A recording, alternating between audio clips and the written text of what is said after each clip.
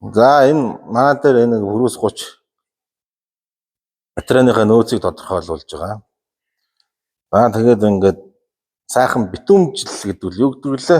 Тийм хэлгсэн байна. Тоос шороо мороноос зэрэгэлсэн дуу чимээнээс дарсан гэдэг гол нь тийм хэлгээд байгаа шүү дээ. За тэгээд энэ ерөн бол ямар ч үр дүнгүй вэ гэдэг нь одоо ерөнхийдөө ингээд жишээл энэ машин дээр бол харагдаж байна. Хөдөө их явдаг байлаа гэж бодоод ийм хэлгээд ямар ч нэмэргүй шүү дээ. Хаанаас энэ Монголын тоос шороог дийлэхгүй шүү дээ. Цааш нь батарей бүр тавьсан ч хэрвээ ийм тоос шороотой байх юм бол батарей чинь тэгэл сүнэн шүү дээ. Энэ бүх юм таануусаас шалтгаалж байгаа байхгүй юу? Машина яаж зүг зохистой унах вэ? За ингээ харцгаал та ингээ. Ийм аймаар байна шүү дээ. Тэгээд одоо цааш нь батарейтай тавьсан ч ялгаа байхгүй, ямар ч батарей тавьсан ялгаа байхгүй.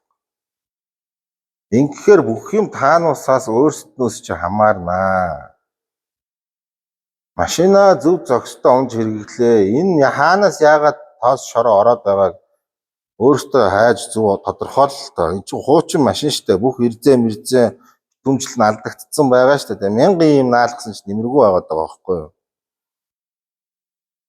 Тэгээд ийм л ямаар амьсгалж, ийм л юм дотор явж штэ.